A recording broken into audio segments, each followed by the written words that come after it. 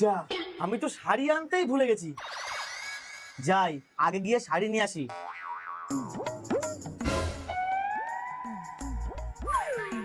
বাহ, সোনার আংটি! আজকে বউ যা খুশি হবে না।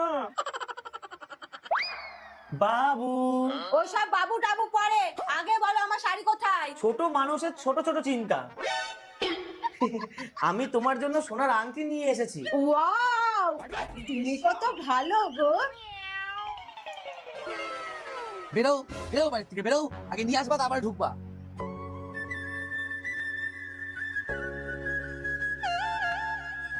এই আবার কোথায় যাচ্ছে?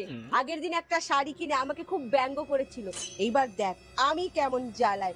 দিদি, ও দিদি, কোথায় যাচ্ছো? জাহান্নামে। তা যাও, তবে